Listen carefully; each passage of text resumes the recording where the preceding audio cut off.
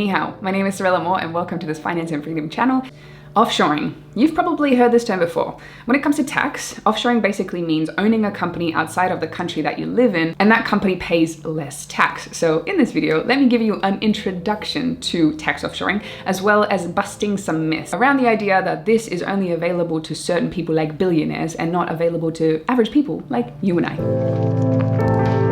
If you're new here, I do recommend you subscribe because we put out videos every Tuesday and Thursday and it is a fun community, so jump on board. Secondly, we have an amazing newsletter that I highly recommend you subscribe to. Link in bio for that, where we share extra information about finance, freedom, global structures. And finally, we have just launched the pre-sale of a brand new course and membership on all things finance and freedom, of course. So if you want to find out more and get lifetime access for a huge discount, link in bio to find out more. Before we get started, this is a warning for those that want to keep their head in the sand around this topic. There is definitely backlash when it comes to this topic, and a lot of people don't want to talk about legally lowering their taxes. Just shut up and pay your taxes. But this information should be known. I don't think staying ignorant around this topic is the best thing, considering that it is legal and billionaires and huge companies have access to this, and it's made to seem out of reach for the everyday citizen when it's not. And we should be able to use these tools to our disposal because it's legal. It's just creating an equal playing ground for everybody. I have said this before and I will say it again. I personally don't like the way that my taxes are being spent in most countries. Some countries you can see that there's some sort of progress, but I can't see the disparity between how it's increasing.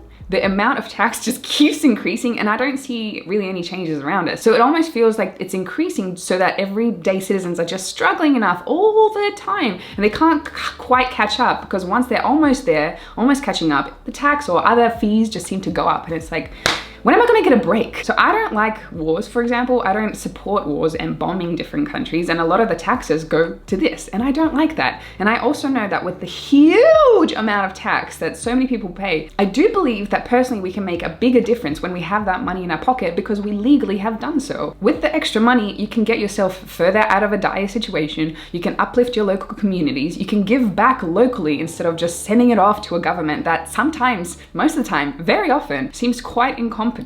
So I have nothing against legally lowering my taxes. I think also we want to hit people where it hurts. The everyday person is just so, I think, don't take offense, but brainwashed into this idea that, you know, we should just be paying our taxes. And yet, why is it that billionaires and companies are not? You can continue just on the route and be like, okay, just pay taxes. It's increasing, no problem, let's do it. And over here, you got them billionaires just laughing at you. Like, oh, suckers, haha. They're footing all the expensive bills and we're having the time of our life here with hardly any fees that we have to pay. If more and more people become educated around finances and legally reducing their tax, that means there's gonna be, at one point, governments are gonna be like, we need to figure out how to ensure that everybody's paying their taxes equally, and that means we also have to tax these people and they can't have so many loopholes. But this is why I am so okay and actually encouraging people to legally lower their taxes, because hit them where it hurts.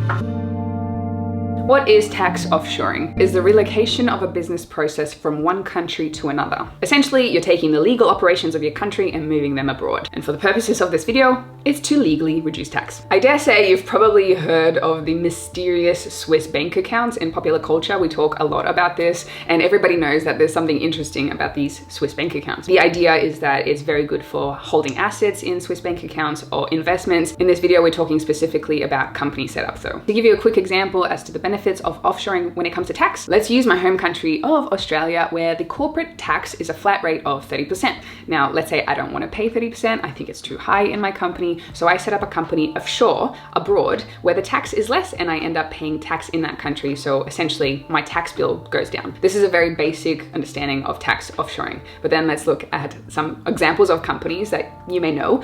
Let's talk about LinkedIn, Facebook, you know, they seem like American companies, right? They have CEOs that are all American. They have a lot of their offices based in America, so American company, correct? Nope, it's not. Legally on paper, Facebook, LinkedIn, they are Irish companies because there is a corporate tax of 12.5% in Ireland as opposed to 21% corporate tax in America. The further benefit to these countries is that there is actually a tax treaty between Ireland and America. So essentially what they're saying is that You know, you pay your tax in Ireland and America will say, don't worry, you won't also have to pay your tax here, just pay it over there. You do have to look into tax treaties because a lot of countries don't have this in place. So even if you set up an offshore company somewhere else, it might not say that, hey, you are excluded from paying tax in your country as well. This is very important to double check. Now, but I've mentioned these huge companies and you're thinking like, wow, that's fun, awesome, great, good on you, mate.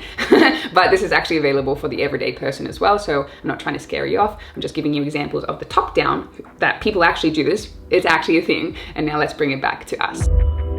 Who is tax offshoring for? As I mentioned at the beginning, lots of people just assume that this kind of structure is available only for the ultra rich. And I thought that for a very long time myself. About 4 years ago, when I started looking into different possibilities of structuring your companies, it came across my plate and I was shocked. I could not believe that I could not only set up bank accounts in different countries. Sometimes banking in different countries comes with benefits of either a better system, better interest rates, better business laws, better business opportunities. But then I also found out that you can legally lower your tax by owning a company overseas. It took me a while. Honestly, it took me a while to digest this. So when I was doing further research on this, thinking that absolutely, there's no possible way this could be true, as if, you know, they would let someone like me, a one-person team, to have an offshore bank somewhere. Like, no, not possible. But it is. And there's so many benefits to doing this as well. A small company, a one-person team, even let's say you're selling stuff on Etsy, I would hope that you're doing a little bit more revenue than about $20,000 a year. Otherwise, I think you still are in the beginning setup of your business and you shouldn't concern yourself too much with the tax offshoring yet. I think you still have to concentrate on monetizing your business. But if you're above that threshold and you're a coach or a freelancer or a graphic designer, or as I said, you create jewelry or something else on Etsy, this is 100% available to you. Just like Facebook and LinkedIn, you are still doing the business operations in the country that you live in. Let's say that you're a person that lives in Siberia and you are an online coach and you are getting paid via PayPal or Stripe, two online services that collect money. These services can be linked up to a company abroad where there are bank accounts also set up abroad. Even if you're serving clients locally, you can still send an invoice from Stripe or PayPal that people pay into, which then goes into the overseas bank account. From the overseas bank account, you can then send a smaller salary to yourself so you can live,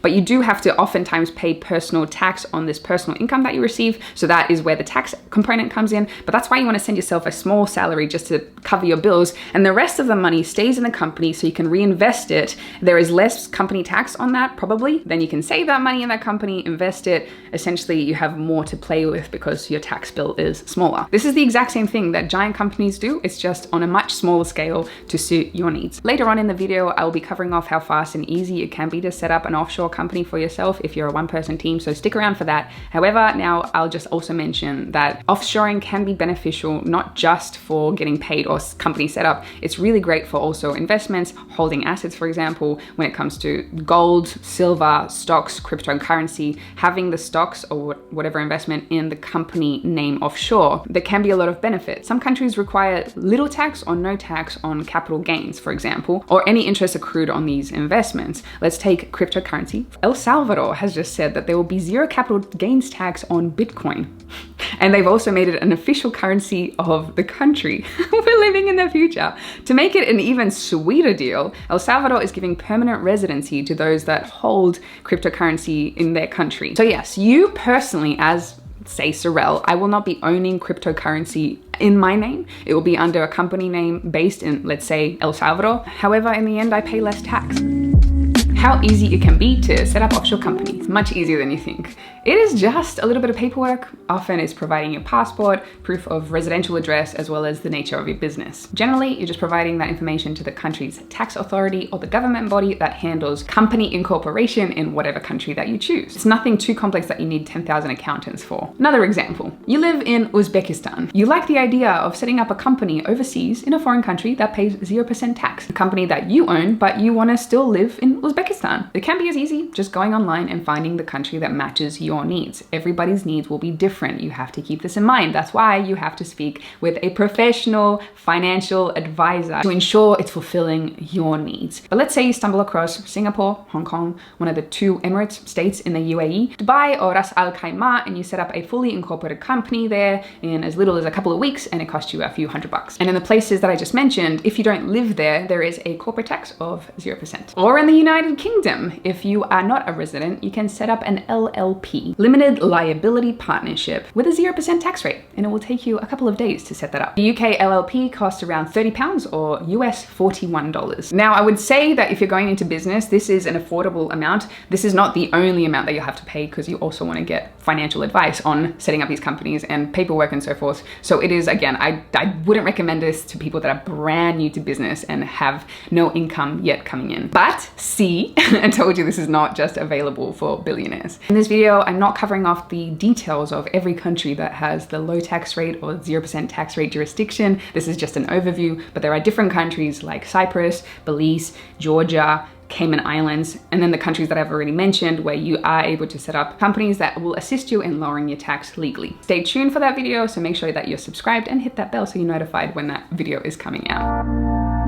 Some problems. Of course, I want to mention this side of things as well, because I want to give you the full overview of what it takes in order to do this strategy correctly and some of the things you have to be on the lookout for. That's why it is so important for you to check. This is not financial advice. This is just education, giving you an overview of this, and it's up to you to do the research and actually make this happen. I can't do it for you. You are the only one that will make this happen. Firstly, let's talk about one of the biggest things that you have to consider, and that is your tax residence. In most places around the world, wherever you spend the majority of your time, it is your primary residence. This becomes the place where you pay your tax. So just because you have a company offshore that is paying 0% tax, it may not exclude you from paying any tax on that income. Let's go back to my home country of Australia. If I was to be living in Australia and I had a company that was offshore and I was paying 0% tax, let's say Hong Kong, the Australian government would most likely look at the company and say, we want the tax off that company as well. And because Australia requires its citizens to pay tax on any income generated worldwide, if I was to be paying 0% tax overseas, I would still have to be paying tax in Australia if I was a resident. This is very common in most countries, so you have to keep a lookout on that.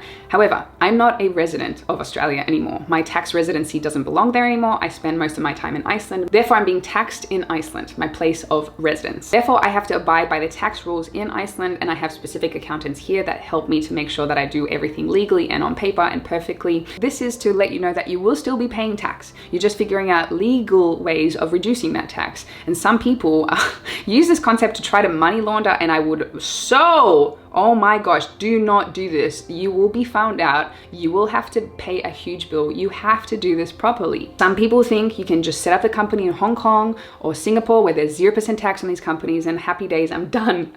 No, do it properly. Because if you say consider Hong Kong as your place, you're like, yay, I found the one, set up a company there, 0% corporate tax for foreign income. So that means if there's any income paid within Hong Kong, if you have any clients whatsoever, say you have an online business and they buy anything from Hong Kong using our Hong Kong bank account, you still have to pay tax on that. So you want to make sure that you're doing it properly, because that will come and bite you on the bum if you don't take care of that. Similarly, this also happens in Singapore. There is a 0% corporate tax rate. However, if you're a resident, if you live in Singapore, it's a different story. You'll pay a maximum of 17% tax, which is not huge, but it is something that you have to consider. And this leads me to the last point about the problems associated with tax offshoring. It can become quite complicated. You need to become aware of how the country operates when it comes to tax, the tax obligations, ensuring that you file the tax returns properly and on time, checking if there's tax treaties between the countries you want to do business with. I've said it before, I'll say it again. Do your research. Find professional advice. Professional advice can be quite expensive, I will say that, but it saves you so much money in the long run. It is absolutely worth it when you find the right accountants in the right countries. Oh my gosh, they are incredible. They know exactly how to lower the tax legally, what kind of things can be done,